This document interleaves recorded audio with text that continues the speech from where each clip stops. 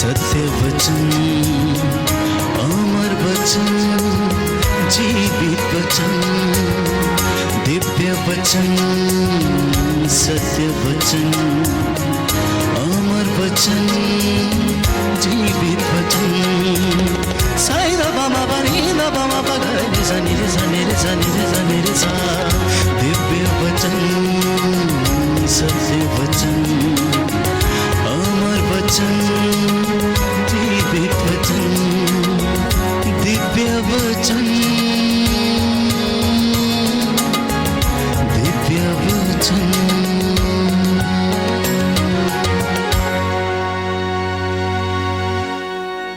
सबको जय यीशु की। आइए हम ईश्वर के लिए समर्पित हो जाएं,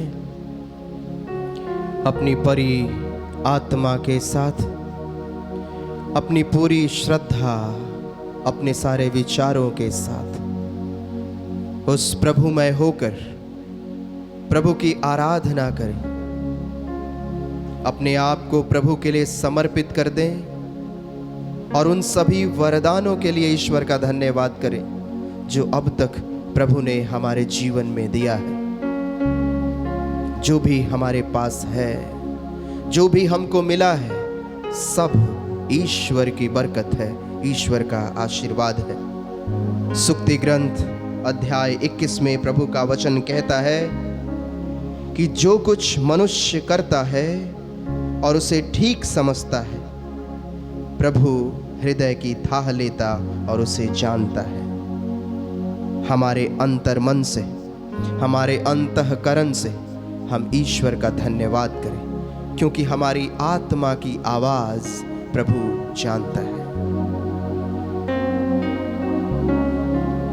धन्यवाद के साथ स्तुति गाऊंगा, हे यीशु मेरे खुदा,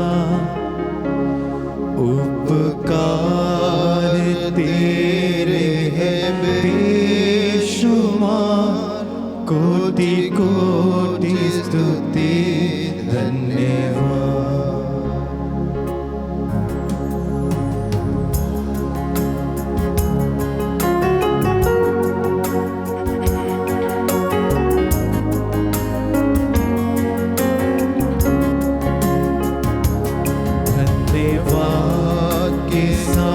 स्तुति गाऊंगा, हे यीशु मेरे खुदा,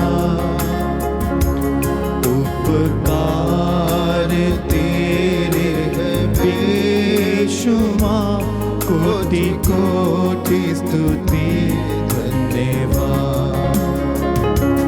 धन्यवाद के साथ स्तुति गाऊंगा, हे यीशु मेरे खुदा, उपकार तेरे हैं बेशुमार, कोटि कोटि स्तुति धन्यवाद। योग्यता से बढ़ के दिया है अपनी दया से तूने मुझे, योग्यता से बढ़ के दिया है अपनी दया से तूने मुझे, मांगने से ज्यादा मिला मुझे, आभारी हूँ प्रभु मैं। मांगने से ज्यादा मिला मुझे, आभारी हूँ प्रभु मैं। धन्यवाद के साथ स्तुति गाऊंगा, हे यीशु मेरे खुदा, उपकार तेरे हैं बेशुमार, कोटि कोटि स्तुति धन्यवाद। कोटि कोटि कोटि स्तुति धन्यवाद, कोटि कोटि स्तुति धन्यवाद।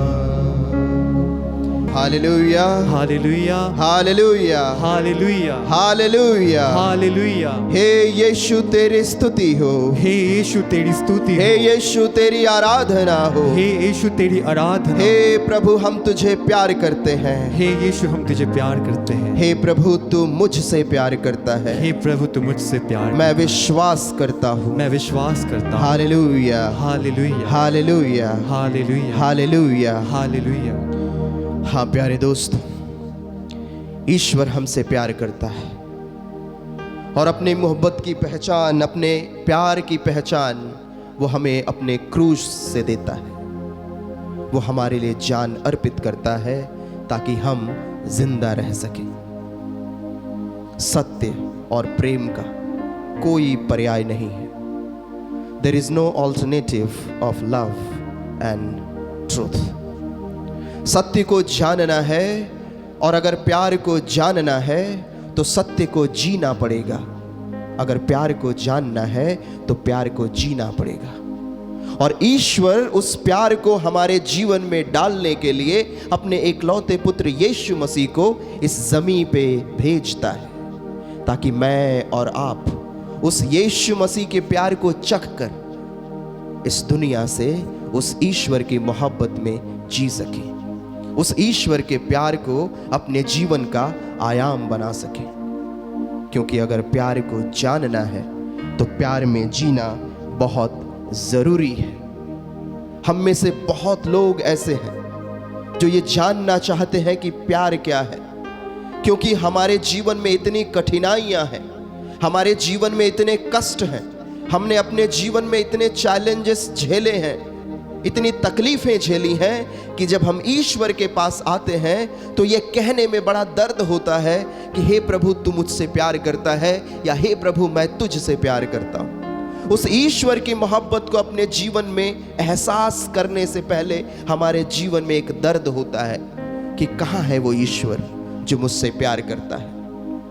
अगर वो यीशु मसीह जो मुझसे प्यार करता है, अगर वो यीशु मसीह इस क्रूस पर मेरे लिए मरता है, तो उस प्रेम का अनुभव मैं अपने जीवन में क्यों नहीं कर पाता हूं।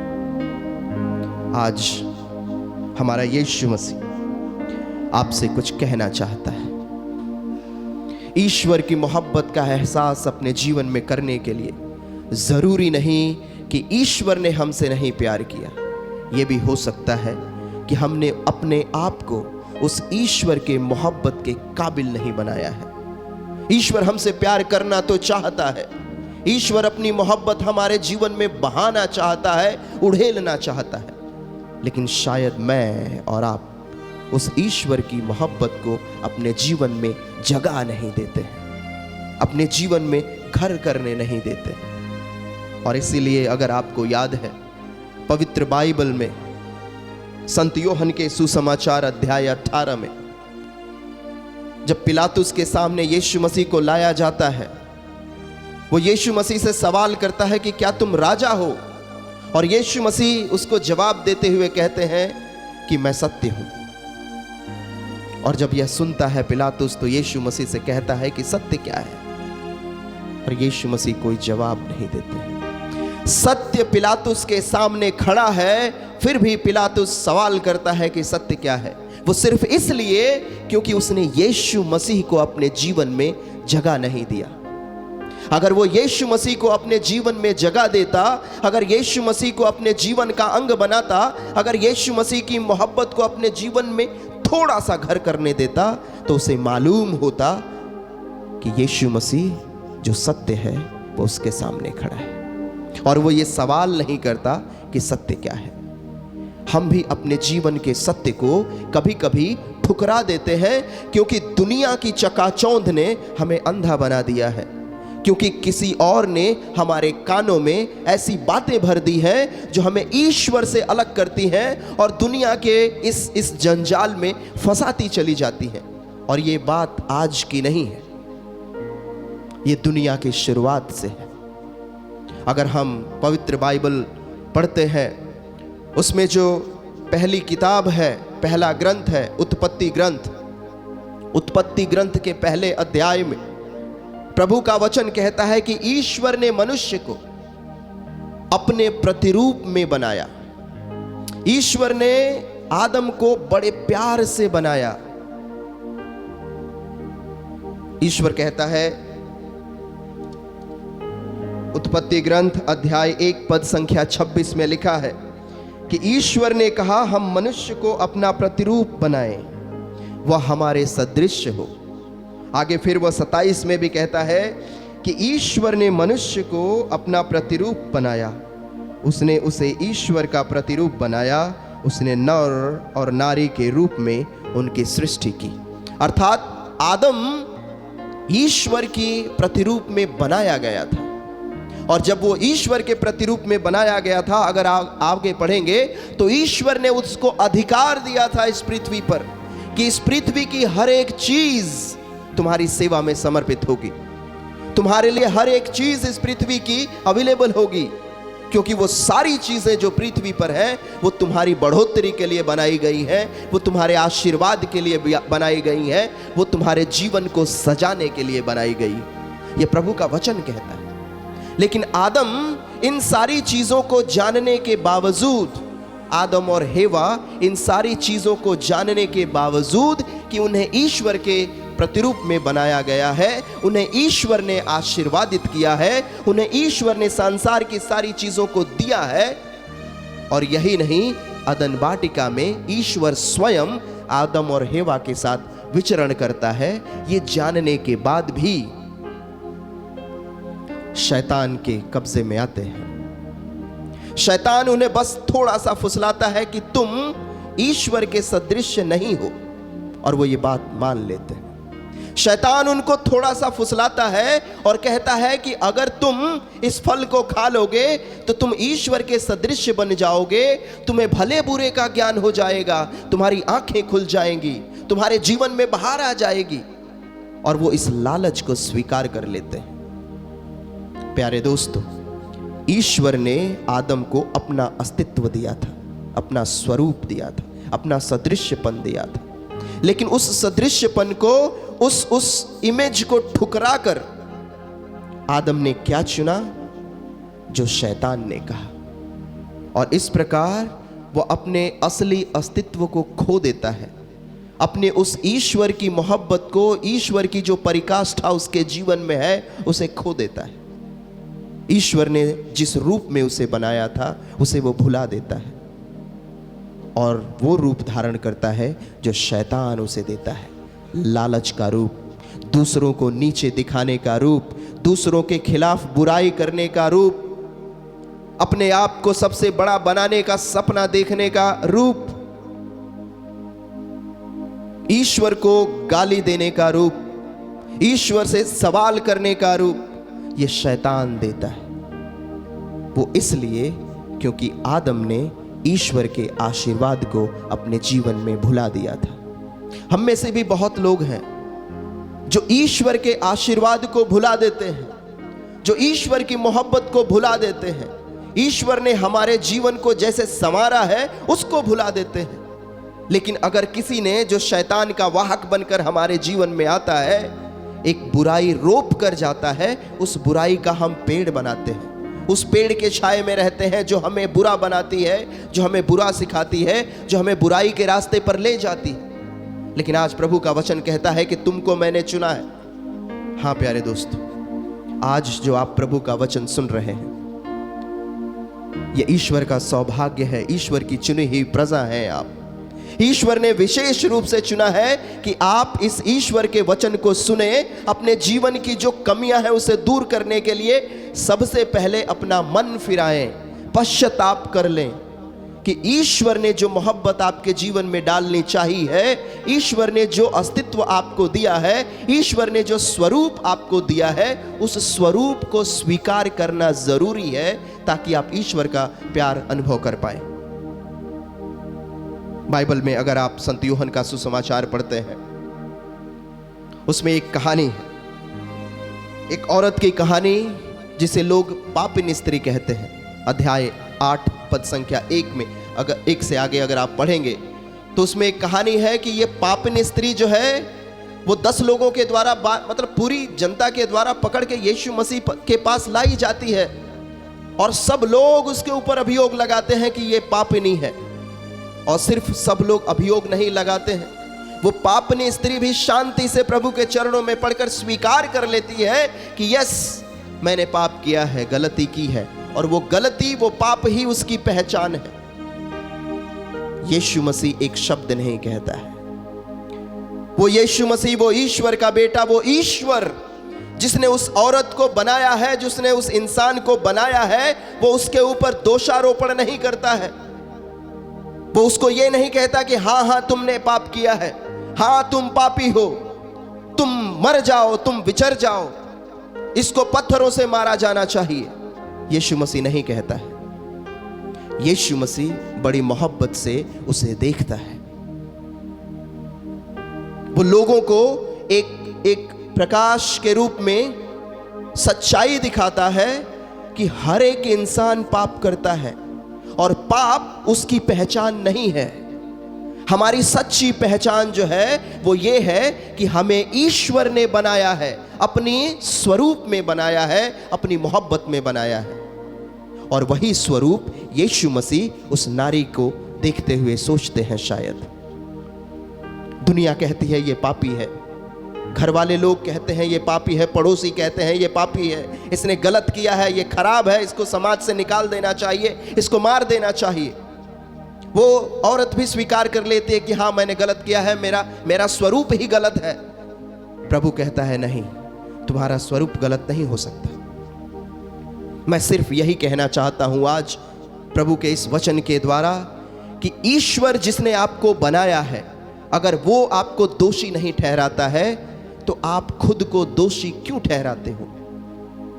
अगर ईश्वर जिसने आपका निर्माण किया है, जिसने जीवन का प्रवाह किया है आपके इस शरीर में, वो ईश्वर आपको कहता है कि मैं तुमसे प्यार करता हूं, मैं खड़ा हूं तुम्हारी सुरक्षा के लिए, मैं खड़ा हूं तुम्हारा उद्धार करने के लिए, उस ईश्वर के वचन को मैं अपने जीवन में धारण क्यों नहीं करता?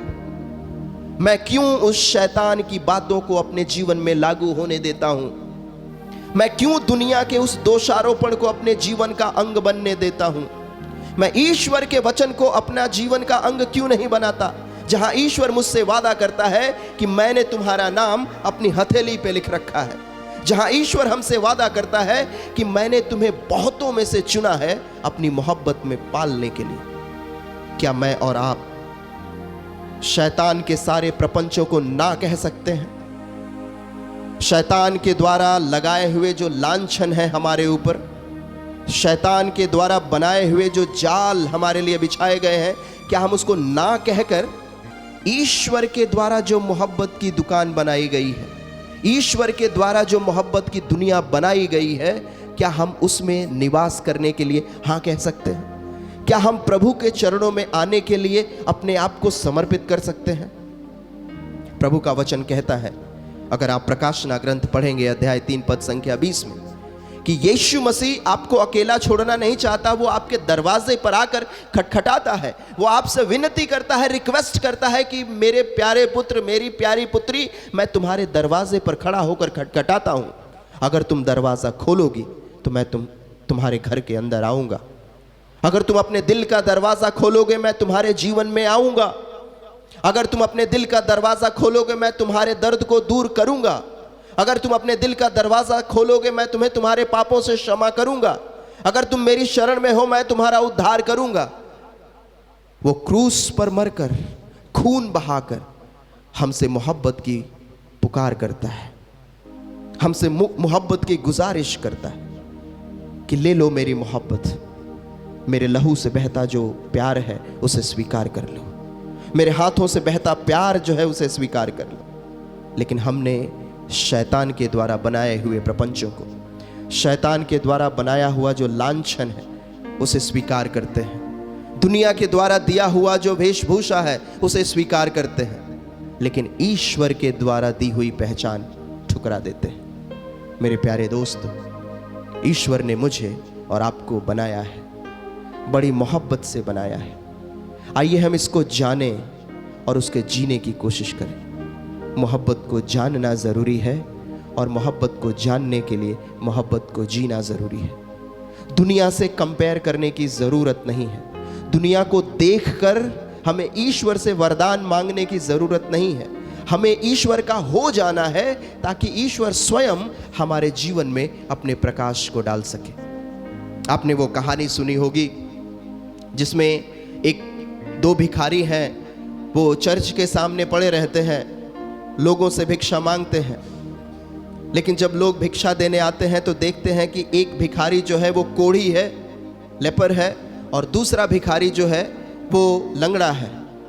लोग जो कोढ़ी भिखारी है उसको ज़्यादा पैसा देते हैं और जो लंगड़ा है उसे कम पैसा देते हैं। ये बात देखकर लंगड़े को बहुत दर्द होता है कि कोढ़ी को ज़्यादा पैसा दिया जा रहा है, मुझे नहीं। फिर वो चर्च की तरफ मुड़ता है और प्रभु से प्रार्थना करने लगता है कि प्रभु मुझे भी ज़्यादा पैसा चाहिए, इसलिए मुझे भी कोढ़ी बना दो। वो रोज प्रार्थना करता है कि मुझे कोढ़ी बना दो, मुझे कोढ़ी बना दो।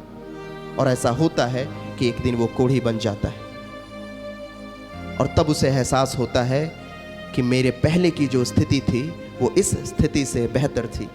पहले का जो आशीर्वाद था वो इस आशीर्वाद से बहुत बेहतर था। हम लोग दुनिया की चीज़ों को पाने के चक्कर में इतने अंधे हो जाते हैं कि हम ईश्वर से क्या वरदान मांग रहे हैं हमें नहीं पता। हम अपना विध्वंस मांगने लग जाते हैं। हम ईश्वर की मोहब्बत मांगने की बजाय, अपने असली अस्तित्व को जीने की बजाय हम विध्वंस मांगते हैं अपने जीवन में। लंगड़ा था, कोढ़ी नहीं था, वो बेहतर था, लेकिन फिर भी वो लंगड़ा अपने आप को कोढ़ी बनाना चाहता है सिर्फ इस दुनिया के चंद पैसों के लिए। क्या हम भी ऐसा करते हैं? क्या हम भी ऐसा कुछ करते हैं कि हमें कुछ चीज पानी है और हम रिश्तों को तोड़ते चले जाते हैं? हमें कुछ चीज पानी है और हम अपने भाइयों को छोड़ते चले जाते हैं। हमें कुछ पैसे कमाने हैं, हम अपने घर वालों को धोखा देते चले जाते हैं। हमें कुछ चीज पानी है, हमने दूसरों का लूटना शुरू कर दिया है। हम अपने ऊपर बहुत सारा श्राप बटोरने लग जाते हैं सिर्फ इन दुनिया की चीजों को पाने के लिए। और उसके बाद जब ये दुनिया की चीजें हमारे जीवन को कस लेती हैं, पकड़ लेती हैं, जंजाल में फंसा लेती हैं, तब हम सवाल करने लग जाते हैं कि अगर ईश्वर प्यार करता है तो कहाँ है? वो ईश्वर प्यार करता है, क्रूस पर बाहें फैलाकर आपको कहता है कि मैं तुमसे प्यार करता हूं और चाहता हूं कि तुम मेरी मोहब्बत में जीना शुरू कर दो। जो मोहब्बत तुमको दी गई है उस मोहब्बत का, उस प्यार का एहसास करना शुरू कर दो। अपने जीवन में आने वाले शैतानिक प्रपंचों को नकारना शुरू कर दो। दुनिया के लालच को, दुनिया की विवशता को अपने ऊपर हावी होने मत दो। पहचान लो कि तुम्हारा नाम ईश्वर ने अपनी हथेली पर लिखा है। प्रभु का वचन कहता है संत यूहन्ना के सुसमाचार अध्याय 1 पद संख्या 16 में कि ईश्वर की कृपा से, ईश्वर की परिपूर्णता में हम सबों को अनुग्रह पर अनुग्रह मिला है। आइए हम यीशु मसीह के उस अनुग्रह को धारण कर लें, यीशु मसीह के उस अनुग्रह को अपने जीवन में प्रवाहित कर लें, ताकि हमारा जीवन छोटा हो या बड़ा हो बट ईश्वर में सुखी हो, ईश्वर की मोहब्बत में बना रहे। आइए हम भजन गाकर उस ईश्वर का धन्यवाद करें।